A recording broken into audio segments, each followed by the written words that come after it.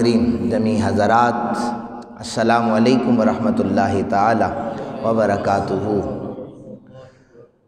اللہ رب ذوالجلال کا ہم پر کروڑوں احسان ہے، اس نے ہمیں ایک مرتبہ پھر اپنے گھر میں بیٹھ کر اپنا اور اپنے حبیب مکرم صلی اللہ علیہ وآلہ وسلم کا ذکر کرنے کی توفیق عطا فرمائی ہے۔ میری گفتگو کا عنوان تو قیامت کی نشانیوں کے حوالے سے تھا، لیکن رسالت مآب صلی اللہ علیہ وسلم کی بارگاہ میں شروع میں نعت شریف کی حاضری پیش کی، اللہ تعالیٰ اسے بھی اپنی بارگاہ میں قبول و منظور فرمائے۔ میں نے آپ حضرات کے سامنے قرآن پاک کی ایک آیت پڑھنے کا شرف حاصل کیا ہے، جس کا سادہ سا ترجمہ یہ ہے کہ کیا وہ لوگ اب بھی قیامت کا انتظار کر رہے ہیں کہ وہ کب آئے گی؟ جب اچانک قیامت آ جائے گی، فَأَنَّىٰ لَهُمْ إِذَا جَاءَتْهُمْ ذِكْرَاهُمْ، پھر کسی بھی قسم کی کوئی نصیحت ان کے لیے وہ فضول ہوگی۔ یعنی اب بھی گناہوں کی دلدل میں دھنستا ہوا انسان اس بات کا متلاشی ہے کہ جب آئے گی تو دیکھا جائے گا، ابھی بہت وقت پڑا ہے، یہ نیک اعمال کل کر لوں گا، ابھی بہت وقت پڑا ہے۔ علماء نے لکھا ہے جن کی روح قبض ہو جائے، جو قبر کی اندھیری کوٹھریوں میں چلے جائیں، قبر کی شام اور میدان حشر کی صبح یہ بالکل ایک جیسے ہیں، تو جن کی روح پرواز کر جائے ان کے لیے قیامت ان کی قبر بن جایا کرتی ہے۔ قرآن واضح طور پر کہتا ہے کہ اب بھی تم انتظار کر رہے ہو کہ کب قیامت آئے، جب آ جائے گی اور سانس نکل جائے گا، توبہ کا دروازہ بند ہو جائے گا، پھر تمہارے لیے کسی بھی قسم کی نصیحت فضول ہو جائے گی۔ پھر فرمایا ان الساعۃ آتیۃ، بے شک قیامت آنے والی ہے، اکاد اخفیہا، میں نے اسے پوشیدہ رکھا ہوا ہے۔ اور فرمایا کہ اس لیے پوشیدہ رکھا ہے تاکہ جو بندہ دنیا میں رہتے ہوئے کوئی بھی کام کرتا ہے، میں اسے پھر اس کا بدلہ حشر کی صبح کو عطا کر دوں گا۔ سامعین محترم، نبی پاک صاحب لولاک صلی اللہ علیہ وآلہ وسلم آپ نے فرمایا کہ قیامت میری بعثت اور قیامت ایسے ہیں جیسے میری یہ دو انگلیاں جڑی ہوئی ہیں۔ یعنی کوئی یہ کہے کہ ابھی بہت وقت پڑا ہے کہ قیامت دور ہے، حضور نے فرمایا اسے دور نہ سمجھنا، 1400 سال پہلے بتایا کہ قیامت اور میری بعثت یہ دونوں آپس میں اس طرح ہیں، اتنے قریب ہیں جیسے میری دو انگلیاں جڑی ہوئی ہیں۔ گویا کہ حضور کی بعثت بھی قیامت کی ایک نشانی ہے۔ انبیاء کرام کو بتایا جاتا رہا کہ قرب قیامت میں میرا آخری نبی آئے گا، اسے بھی 1400 سال گزر چکے ہیں حضور کو آئے ہوئے، تو حضور نبی رحمت صلی اللہ علیہ وسلم خود ایک نشانی بن کر آئے ہیں۔ لوگ اب بھی غفلت میں ہیں، عمریں گزر جاتی ہیں، آخرت کے لیے تیاری ان کی نہیں ہے۔ صحابہ کرام نے سوال کیا، کملی والے آقا قیامت کب آئے گی؟ حضور نے فرمایا قیامت کا سوال کرنے والے، تو نے قیامت کے لیے کچھ تیار بھی کر رکھا ہے؟ کچھ تیاری بھی ہے قیامت کے لیے؟ تو قیامت کا سوال کرنے والوں کو پہلے اپنے اعمال کو درست کرنا ہوگا،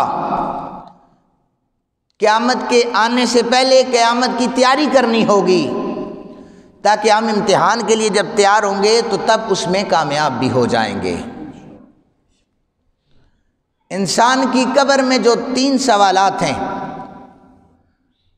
وہ علماء سے آپ سنتے بھی ہیں، من ربک، ما دینک، ما کنت تقول فی حق ھذا الرجل، محمد صلی اللہ علیہ وآلہ وسلم، ان تینوں سوالوں سے جو کامیاب ہوگا اس کے بعد وہ بڑے امتحان میں بیٹھے گا، اس کے بعد اس سے بڑے بڑے امتحانات لیے جائیں گے۔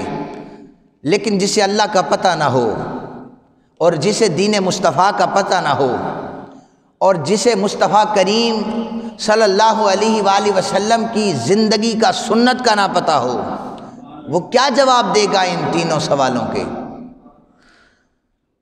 یعنی جو رب کے بلاوے پر اس کے گھر میں آ کر اپنی جبینوں کو جھکانا نہیں چاہتا، وہ جواب کیا دے گا؟ جو دین مصطفیٰ پر چلنا نہیں چاہتا وہ کیا جواب دے گا؟ جو مصطفیٰ کریم پر کی سیرت پر عمل نہیں کرنا چاہتا وہ کیا جواب دے گا؟ وہ تو قبر کے ابتدائی سوالات میں فیل ہو جائے گا۔ یہ ایسا پرچہ ہے جو 1400 سال پہلے آمنہ کے لال نے مسجد نبوی کے ممبر پر بیٹھ کے آؤٹ کیا تھا کہ میں تمہیں پرچے کے سوالات بتا رہا ہوں، میرے امتیوں ان سوالوں کے جوابات تیار کر کے آ جانا۔ اگر جوابات تیار ہو گئے تمہاری قبر کو روشن اور منور کر دوں گا، تمہاری قبر کو نور علی نور کر دوں گا۔ لیکن تمہیں مجھ محمد کے رب کا بھی اگر پتہ نہ ہوا، میرے دین کا بھی پتہ نہ ہوا اور میرا بھی پتہ نہ ہوا، سنو یہ قبر اندھیروں سے بھر دی جائیں گی۔ پھر قبر کی جو شام ہوگی، فرمایا یہ قیامت کی ہول ناکیاں پیش کر رہی ہوگی۔ پھر قبر کا اندھیرا جو نور لے کر نہ گیا اس کے لیے 50,000 سال کے برابر ایک دن کر دیا جائے گا۔ یہ گزر نہیں رہے ہوں گے، لیکن جن کے اعمال اچھے ہوں گے، جنہوں نے دنیا میں اعمال صالحہ کیے ہوں گے، پھر پلک جھپکنے کی دیر ہوگی۔ 50,000 سال کا دن، 50,000 سال ان کا منٹوں کے اندر گزرتا چلا جائے گا۔ سنیے گا ذرا، سب سے پہلی نشانی قیامت کے قریب علم اٹھا لیا جائے گا، علم اٹھا لیا جائے گا۔ اب علم کو اٹھانا کسی کو نظر تو نہیں آتا، مالک یہ کیسا سوال ہے؟ یہ حدیث قدسی ہے کہ علم اٹھا لیا جائے گا، علم تو اٹھتا نظر نہیں آتا۔ فرمایا کہ جب علماء کو اللہ اپنے پاس بلا لے گا، علماء کو اٹھا لیا جائے گا، سنو یہی تو علم کا اٹھانا ہے۔ جب علماء اٹھ جائیں گے اور لوگوں کے مجمعوں میں جاہلوں کی گفتگو کو زیادہ پریورٹی دی جائے گی، ان کی ترجیحات ہوں گی کہ جس کا ٹیکہ بڑا زیادہ ہے، جس کے پاس پیسے بڑے زیادہ ہیں، اس کی بات کو ترجیح دی جائے، ایک عالم کو ترجیح نہ دی جائے۔ نبی اکرم صلی اللہ علیہ وآلہ وسلم نے فرمایا یہ علماء میرے وارث ہیں، ان کی قدر کرو، یہ میری روحانی اولاد ہیں۔ جس طرح تم میری نسبی اولاد کی قدر کرتے ہو، اسی طرح میری روحانی اولاد کی بھی قدر کرو۔ اگر یہ اٹھ گئے تو سمجھ لو اب قیامت آنے والی ہے۔ یہ مصطفیٰ کے قلب اطہر پر نازل ہونے والے قرآن کو پڑھاتے ہیں، ان سے بہتر بھی کوئی نہیں ہے۔ انہیں عام نہ سمجھنا، یہ اللہ رب ذوالجلال کا پیغام گھر گھر پہنچانے آتے ہیں، انہیں عام نہ سمجھنا۔ اگر یہ اٹھ گئے تو سمجھ لو قیامت قریب آ چکی ہے۔ صحابہ کرام نے پوچھا، کملی والے آقا ہم تو بچوں کو قرآن پڑھا رہے اور پھر حفاظ زیادہ ہو جائیں گے اور پھر قرآن کو مزید پڑھایا جائے گا، یوں تو قرآن کا علم پھیلے گا، آپ فرما رہے ہیں علم اٹھ جائے گا، یوں تو علماء زیادہ ہوں گے، یعنی علم جتنا پھیلے گا علماء زیادہ ہوں گے، تو علم تو پھیلے گا، آپ فرما رہے ہیں اٹھ جائے گا۔ حضور نے فرمایا میرے صحابہ، حضرت موسیٰ کی تورات یہ آج تک پڑھی جا رہی ہے اور کوئی پڑھ رہا ہے لیکن ان پہ تحریفات کر رہا ہے، عمل نہیں کر رہا۔ سنو میرے قلب اطہر پر نازل ہونے والے قرآن کی تلاوت کرنے والے بہت ہوں گے، لیکن ان کی تلاوت گلے کی ہڈی سے اوپر ہوگی، وہ دل سے تلاوت نہیں کی جا رہی ہوگی۔ وہ قرآن پڑھ رہے ہوں گے لیکن قرآن کے مفہوم اور قرآن کے مطلب پر، معنی پر ان کا عمل نہیں ہوگا۔ وہ قرآن سے زبان سے پڑھ رہے ہوں گے، دل ان کی تصدیق نہیں کر رہا ہوگا۔ سمجھ لو اس وقت علم اٹھا لیا جائے گا کہ جب قرآن کو بڑے سروں میں پڑھنے والے ہوں گے، قرآن کی مختلف سروں میں تلاوت کرنے والے تو ہوں گے، لوگ انہیں یہ بھی کہیں گے بڑا اچھا قرآن پڑھتے ہو، لیکن وہ قرآن گلے کی ہڈی سے اوپر ہوگا، وہ قرآن دل سے نہیں پڑھا جا رہا ہوگا۔ جب زبان کی تصدیق دل نہ کر رہا ہوگا، سمجھ لینا علم اٹھا لیا گیا ہے، علم اٹھا لیا گیا ہے۔ علماء کرام جو ہیں وہ کم ہو جائیں گے۔ آپ نے لوگوں کے جنازے اٹھتے ہوئے دیکھے ہوں گے، جنازے میں ایک عالم آگے کھڑا ہوتا ہے، ٹھیک ہے رشتہ داروں میں اگر کوئی عالم ہو تو وہ تو شامل ہو جاتا ہے، لیکن کسی عالم کا جنازہ اٹھتا ہوا دیکھیں، آپ کو قدر آ جائے گی کہ علماء کے جنازے بھی کیسے ہوا کرتے ہیں۔ یہ جب اٹھتے ہیں تو پہلی صفوں میں آپ کو کئی سو عالم نظر آ جاتا ہے، اور عالم کی قدر تو یہ ہے کہ جس بستی سے گزر جائے اللہ اس پر رحمتوں کا نزول کرتا ہے، جس قبرستان سے گزر جائے قبر والوں کے عذاب میں کمی اللہ کر دیتا ہے۔ ہم غفلت میں، ہمیں نہ عالم کے ادب کا پتہ ہے نہ ان کی عزتوں کا پتہ ہے۔ لوگوں اگر یہ اٹھ گئے تو سمجھ لینا قیامت قریب آ چکی ہے۔ اور آپ نے دیکھا ہوگا یہ کرونا کے دنوں میں بڑے بڑے علماء جو تھے وہ اچانک اللہ تعالیٰ کو پیارے ہو گئے، وہ چاہے کسی بھی مسلک سے ہوں، میں علماء کی بات کر رہا ہوں، وہ اللہ کو پیارے ہو گئے۔ دوسری نشانی قیامت کی یہ ہے کہ ساری قومیں مل کر مسلمانوں کے خلاف سازشیں کرنے لگ جائیں گی، مسلمانوں کے خلاف وہ اکٹھی ہو جائیں گی۔ صحابہ نے سوال کیا حضور ہم تھوڑے ہوں گے؟ وہ اس لیے اکٹھے ہو جائیں گے، ہم تھوڑے ہوں گے؟ فرمایا نہیں میرے صحابہ، تم تھوڑے نہیں ہوگے، تعداد میں تم بہت زیادہ ہوگے، لیکن تمہارے گلے میں، تمہارے گردن میں جو پٹا ہوگا نا وہ اغیار کا پٹا ہوگا، جو غلامی کا پٹا تمہارے گلے میں ہوگا وہ گنبد خضرا کے مکین جناب محمد مصطفیٰ کا نہ ہوگا، وہ غیر اللہ کا ہوگا، وہ ان کا ہوگا جنہیں قرآن نے دشمن کہا ہے، تم انہیں دوست بنا کر بیٹھے ہوئے ہوگے۔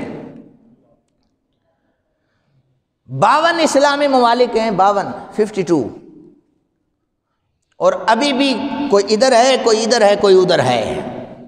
ہم غیر کی آنکھوں میں آنکھیں ڈال کر بات نہیں کر سکتے۔ یہ امت ایسی تھی تو کل تک عالم انسانی کے لیے سائباں بنی ہوئی تھی، لیکن آج یہ سائے کو ترس رہی ہے، مالک ہمیں سایہ میسر آ جائے۔ میں نے پہلے بھی کئی دفعہ عرض کیا ہے، میرا تو کسی سیاسی جماعت سے کوئی تعلق نہیں ہے، اور میں نے تو آج تک ووٹ کے حق کو بھی ادا نہیں کیا۔ میں اسی لیے پھر ببانگ دوحل یہ جملے کہہ دیتا ہوں کہ کسی پارٹی کا لیڈر حج یا عمرہ کرنے چلا جائے، ہر دور میں ایسا ہوتا ہے، نون کا ہو، پیپلز پارٹی کا ہو، پی ٹی آئی کا ہو، وہ اپنے لیڈر کی یہ شانیں بیان کرتا ہے، میرے لیڈر نے جا کر کعبۃ اللہ کے دروازے کو کھولا ہے، اس کے لیے 7 مرتبہ دروازہ کھلا ہے، اس نے اندر نوافل ادا کیے ہیں، اس نے سردیوں میں ٹھنڈے پانی سے وضو کر کے حرم کا طواف کیا ہے، کعبۃ اللہ کا طواف کیا ہے۔ یہ عظمتیں ہیں، ہم انہیں مانتے ہیں۔ ہر ایک کا لیڈر جاتا ہے، پیسے موجود ہیں، وہ چلا جاتا ہے، حج بھی کرتا ہے، عمرہ بھی کرتا ہے، اسے پروٹوکول دیا جاتا ہے۔ لیکن میں ایک ایسے حکمران کی بات بتاؤں جسے دنیا سلطان صلاح الدین ایوبی کہا کرتی ہے، اس نے ایک حج بھی نہیں کیا، وہ کبھی روضہ رسول پہ حاضر نہ ہو سکا۔ اے سلطان صلاح الدین ایوبی تو حج کے لیے کیوں نہ گیا؟ وہ کہتا ہے کیسے حج کے لیے چلا جاؤں جب صلیبی قوتیں مسلمانوں کا رستہ روک کر حاجیوں کو قتل کر رہی ہوں تو میں صلیبیوں کو واصل جہنم کر رہا ہوتا ہوں۔ اے سلطان صلاح الدین تیری عظمتوں کو سلام، تو نے اس وقت صلیبیوں کو واصل جہنم کر کے حج کو بچایا ہے۔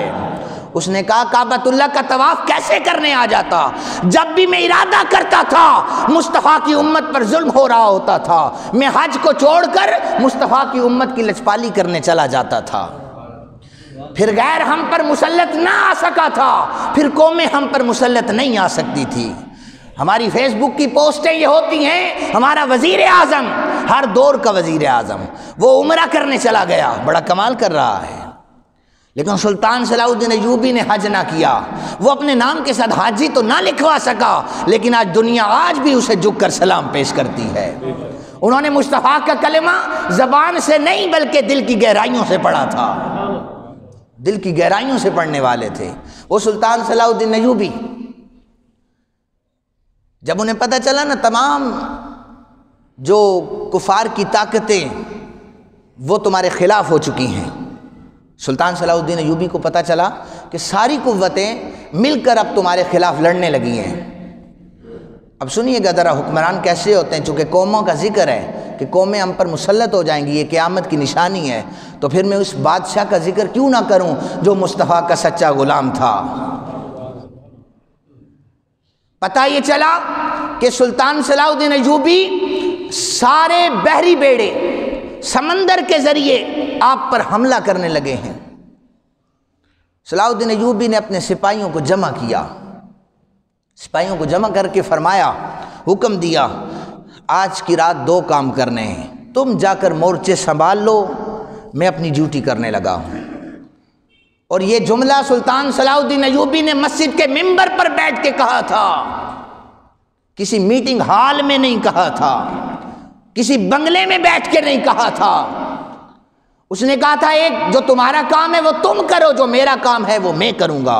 حجویریہ مسجد والوں، میں تمہیں بتاتا ہوں مصطفیٰ کے جو غلام بادشاہ بنے تھے ان کا کام کیا ہوا کرتا تھا۔ عشاء کی نماز پڑھی، مسجد کی کھڑکیاں دروازے سلطان صلاح الدین ایوبی نے بند کرنا شروع کر دیے۔ جب نمازی گھروں کو چلے گئے، سلطان صلاح الدین ایوبی نے اپنی دستار، اپنی پگڑی کو اتارا، اللہ کی بارگاہ میں بلند کر دیا، مالک لم یزل، ساری سپر پاور طاقتیں، ساری بحری بیڑے لے کر میرے خلاف آ رہی ہیں، اگر وہ حاوی ہو گئی، اگر وہ مسلط ہو گئی تو مصطفیٰ کا کلمہ پڑھنے والا نہ رہے گا۔ مالک سلطان صلاح الدین ایوبی یہ دعا کرتا ہے، صبح اٹھ کر گنبد خضرا کے مکی پر یہ 500 دفعہ درود پڑھتا ہے۔ اس کی التجا یہ ہے کہ جس نبی پر درود پڑھتا ہے اس نبی کا صدقہ دے کر دعا کرتا ہوں ہمیں کفار سے نجات عطا فرما دے۔ یہ مسلمانوں کا حکمران تھا، اس نے اپنے امامے کو بلند کر کے اپنی گالوں کو مسلح پہ بچھایا جو خاک آلود ہو رہی تھی، جبین کو جھکایا۔ بس رب نے، حضور نے خود فرمایا ہے، مجھے سب سے زیادہ ایک مومن کا وہ عمل بڑا پسند ہے جب مومن جھک کر اپنی جبین کو میری بارگاہ میں جھکاتا ہے، میں بڑا خوش ہوتا ہوں۔ میرا بندہ میری اپنی جبین کو میری بارگاہ میں جھکانے آیا ہے، میں بڑا خوش ہوتا ہوں۔ سلطان صلاح الدین ایوبی نے جب یہ دعا کی کہ گنبد خضرا کے مکی کا صدقہ دے کر میں التجا کر رہا ہوں، کون گنبد خضرا کا مکی؟ قبر میں کوئی پہچان کرے گا کہ اس شخص کے بارے میں کیا کہا کرتے تھے؟ وہ بادشاہ تو کہیں گے ہاں ہم دن میں 500 سے زائد مرتبہ درود پڑھا کرتے تھے۔ سلطان صلاح الدین ایوبی کے آنسو تھم نہیں رہے تھے، وہ ہاتھوں کو بلند کر کے دعا میں غرق ہو چکا تھا۔ بس اس دعا کی برکتیں تھی، سمندر میں ایسی طغیانی آئی، اللہ نے سارے کافروں کو برباد کر دیا تھا۔ یہ حکمران تھے جن کی دعاؤں میں اللہ نے تاثیر کو رکھا تھا، سارے کافر غرق ہو چکے تھے۔ اور سلطان صلاح الدین ایوبی نے جب تہجد پڑھی، یہ بڑا عجیب سے لگ رہا ہوگا، وقت کا وزیر اعظم تہجد کی نماز پڑھ رہا ہے، اور ابھی بڑے افسوس کی بات ہے کہ وہ اپنے نام کے ساتھ حاجی نہیں لگا سکا، اس کے لیے کبھی کعبۃ اللہ کا دروازہ نہیں کھلا، اسے کبھی کعبۃ اللہ میں نوافل پڑھنا نصیب نہیں ہوئے، جسے دنیا سلطان صلاح الدین ایوبی کہتی ہے۔ ہم تو انہی کو پسند کرتے ہیں اور دعا کرتے ہیں اللہ پاکستان کو ایسے حکمران عطا کر دے جن کی رگوں پہ میں سلطان صلاح الدین ایوبی جیسا جذبہ موجود ہو۔ فجر کی نماز کے بعد جب ایوبی باہر نکلے، ایک بابا کھڑا تھا، سلطان تیرے رات کے سجدوں نے کفار کا بیڑا غرق کر کے رکھ دیا ہے، تو اللہ کی بارگاہ میں جھکا ہوا تھا، ایسا طوفان بپا ہوا ہے، اللہ نے سارے کفار کو برباد کر دیا ہے۔ حکمران جب اللہ کی بارگاہ میں جھکتے تھے پھر اللہ انہیں عروج عطا کر دیتا تھا، اللہ انہیں کمال عطا کر دیتا تھا۔ پھر حضور نے فرمایا میرے صحابہ تم تعداد میں تھوڑے نہیں ہوگے، تعداد میں بہت زیادہ ہوگے، لیکن تمہارے دلوں میں بزدلیاں آ جائیں گی، تمہارے دلوں میں خوف آ جائے گا۔ مسلمان کی عظمت اور شان یہ تھی کہ کافر اسے دیکھتا تھا اور کافر ڈرا کرتا تھا۔ اب مسلمان کی شان ختم ہو چکی ہے، اب کافر دیکھتا ہے تو ڈرتا نہیں ہے۔ کیوں؟ کیونکہ کفار کے دل سے مسلمانوں کا ڈر ختم ہو چکا ہے۔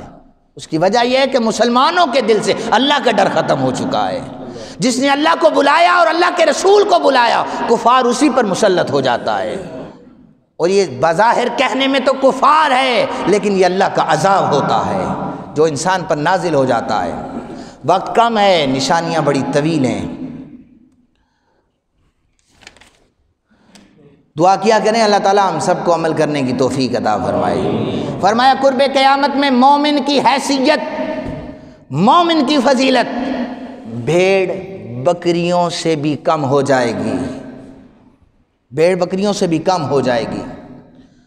اور بازاروں کا سردار اس شخص کو بنایا جائے گا جو سب سے بڑا بدمعاش ہو۔ جن کے پاس علم نہیں ہے انہیں کوئی کہے نا یہ بڑا بدمعاش ہے، وہ خوش ہوتے ہیں، ہمارا تو بڑا ٹیکا ہے، ہمیں بدمعاش کہا جاتا ہے۔ بدمعاش کا مطلب یہ ہے کہ معاشرے میں برائی پھیلانے والا، غرور و تکبر کرنے والا جو ہوگا۔ فرمایا یہ قرب قیامت میں جا کر اسے بازاروں کا سردار بنا دیا جائے گا، اور اپنے جرگوں میں جہاں پر پنچایت لگے گی وہاں پر ان سے فیصلے کروائے جائیں گے، اس لیے کہ اس کا بڑا ٹیکا ہے۔ فرمایا یہ قرب قیامت میں ایسا ہوگا۔ آقا کریم صلی اللہ علیہ وسلم کے صحابی حضرت عبداللہ بن عمر وہ فرماتے ہیں حضور نے فرمایا فتنے بارش کی طرح برسیں گے۔ یہ جبریل امین نے آ کر عرض کی حضور فتنے آپ کی امت پر بارش کی طرح برسیں گے۔ حضور نے فرمایا چھٹکارا کیسے ملے گا؟ جبریل نے بتایا کہ رب فرماتا ہے جب آپ کی امت قرآن کا دامن تھام لے گی فتنے دور بھاگ جائیں گے۔ آج قرآن تو الماریوں میں پڑا ہوا ہے لیکن ان پہ گرد جم چکی ہے، پڑھنے کے لیے کوئی تیار نہیں ہے۔ آج مسجد کی صفیں نئی سے نئی آتی چلی جا رہی ہیں لیکن اس پر نمازی نہیں ہیں۔ اقبال نے کہا تھا مسجد مرثیہ خواہ ہے کہ نمازی نہ رہے، یعنی وہ صاحب اوصاف حجازی نہ رہے۔ اوصاف حجازی کون تھے؟ جن کا سر کربلا کی دھرتی پر، کربلا کے ٹپے پر جھکا ہوا ہوتا تھا، وہ کٹ تو سکتا تھا لیکن رب کی حمد و ثنا بیان کرتا رہتا تھا۔ وہ کہاں ہیں؟ وہ صحابہ والا جذبہ کہاں ہے؟ وہ عشق کہاں ہے؟ اور ایک بہت ہی ضروری نشانی، ویسے تو ساری ضروری ہیں اور مجھے کوئی کہہ سکتا ہے کہ جناب یہ والی پوری نہیں ہوئی، ساری پوری ہو چکی ہیں۔ قرب قیامت میں مسجدوں میں تعداد بڑھ جائے گی، مسجدوں میں تعداد بڑھ جائے گی، ایک بھی حضور نے فرمایا مومن نہیں ہوگا۔ بخاری شریف کی صحیح حدیث پاک ہے، ایک بھی مومن نہیں ہوگا۔ اپنے ایمان کو بچائیں۔ جو نماز پڑھنے آتے ہیں، مصطفیٰ کا اشارہ بڑا 1400 سال پہلے دور اندیشی کی طرف تھا۔ نماز پڑھ لینے کے بعد باہر جا کر غلط کام کو چھوڑنے کے لیے تیار نہیں۔ حضور نے فرمایا مسجدیں بھر چکی ہوں گی، ان میں سے ایک بھی مومن نہیں ہوگا۔ مسجدوں کو خوبصورت تو خوبصورت بنایا جائے گا، یہ نشانی بخاری بیان کر رہی ہے، میں نہیں بیان کر رہا کہ پریشانی ہو جائے۔ فرمایا مسجدوں کو خوبصورت بنایا جائے گا، یہ بھی ایک نشانی ہے کہ پھر ان میں نمازیوں کی تعداد کم ہوگی۔ یہ کیوں کہا؟ ایک طرف حضور فرما رہے ہیں بھر جائے گی مومن نہیں ہوگا، ایک طرف فرمایا خوبصورت ہوں گی نمازی نہیں ہوں گے۔ اصل میں مصطفیٰ انہیں نمازی کہہ رہے ہیں جو پکے ٹھکے مومن ہوں گے۔ مسجدیں بھری ہوں گی، ایک دو مومن آپ کو بیچ میں سے نکلیں گے۔ ایمان کمزور ہوتا چلا جا رہا ہے، ایمان کو بچانے کی فکر کیجئے۔ بیگانوں سے رشتے جوڑے جائیں گے، اپنوں کے رشتے توڑے جائیں گے۔ فرمایا کہ جس عورت کے ہاں اللہ نے اولاد دے رکھی ہوگی وہ عورت پریشان ہوگی، وہ عورت پریشان ہوگی کہ مالک یہ اولاد یہ بدتمیز ہے، نافرمان ہے، میری بات نہیں مانتی۔ اور جس کے اولاد نہیں ہوگی وہ شکر ادا کر رہی ہوگی کہ شکر ہے تو نے مجھے اولاد جیسے فتنے سے بچایا ہے۔ اولاد کو قرآن نے فتنہ کہا ہے، اولاد کو قرآن نے فتنہ کہا ہے، لیکن کون سی؟ جو بگڑ جائے، جن کی تربیت اچھی نہ کرو وہ پھر بگڑ جایا کرتی ہیں۔ جب والدین کی نافرمانی ہو اور دوستوں کو عزتیں دینے لگ جائیں، میرے صحابہ پھر قرب قیامت آ چکا ہے۔ جب بیوی کو زیادہ ترجیح دی جائے اور ماں کا ادب نہ کیا جائے، سمجھ لو قیامت قریب آ چکی ہے۔ انشاءاللہ اگلے جمعے مزید ان پر میں گفتگو کروں گا۔ دعا کریں اللہ تعالی ہم سب کو عمل کی توفیق عطا فرمائے۔